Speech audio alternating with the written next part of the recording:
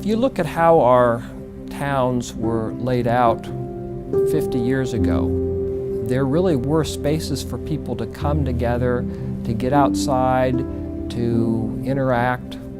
Those spaces are largely gone. In many of our towns, the downtown area is crumbling, and you don't see people there except in cars. As you can see, as we make this trip through our main street, you see all these businesses that are empty buildings. So what we're talking about doing is redesigning our living areas, our communities, our neighborhoods, back towards what they've been for millennia. Well, Complete Streets really has to do with design of neighborhoods, design of transportation infrastructure to allow not just a focus on automobiles, on cars, but allow safe and attractive places for more active transportation like walking, biking. Complete Streets are designed and operated to enable safe access for all users, including pedestrians, bicyclists, motorists, and transit riders of all ages and abilities. It's a paradigm shift of just moving cars, and now we're moving people, and we're serving everybody. It costs just as much to build a complete street as it does just a street for automobiles. So by building it thoughtfully, we're really adding to the future. Well, we are emphasizing complete streets at a local level. Complete streets are often best implemented within a city environment where you have a lot of walking opportunities. So that is our emphasis.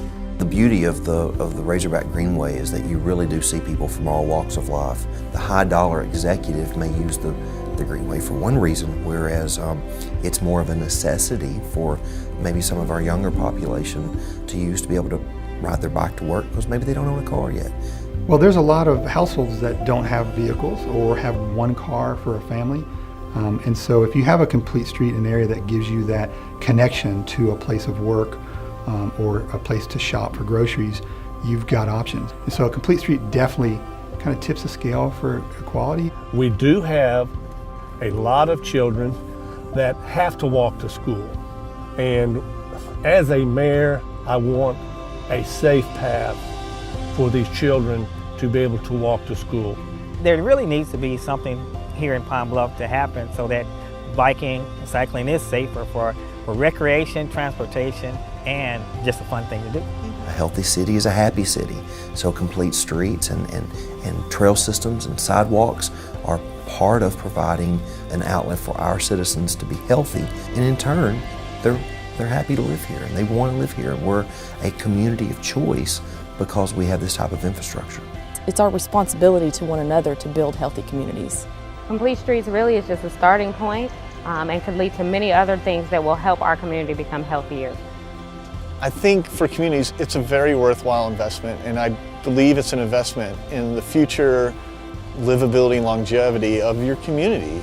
There's a great quote from Fred Kent, and he said, if you design a city for cars, you get more cars. If you design a city for people, you get more people. So making it walkable attracts people.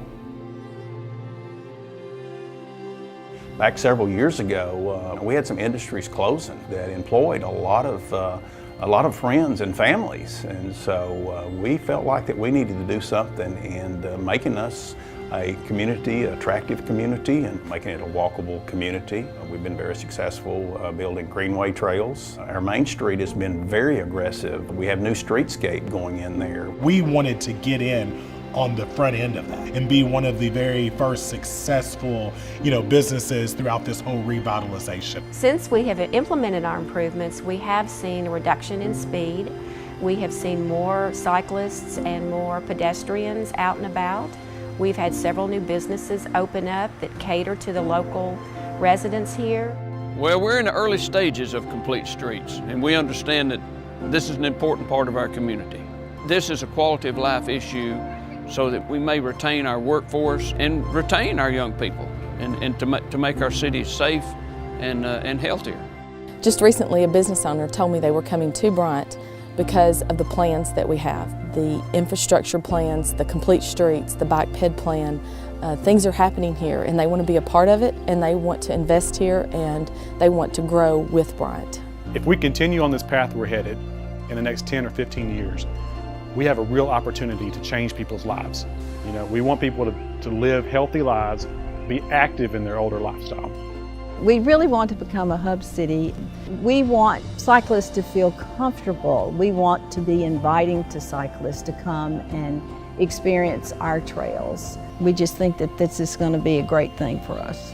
We want people to come to Jonesboro and work, play, and live here. We want it to be the jewel of Northeast Arkansas. We want them to continue to come and to thrive here. Is we would like to see a trail encompass the entire city limits. I can see everybody enjoying this, not just the citizens of Clarendon. This will be for everybody. Clarendon, in 20 years, will be a healthier community, will be a more vibrant community.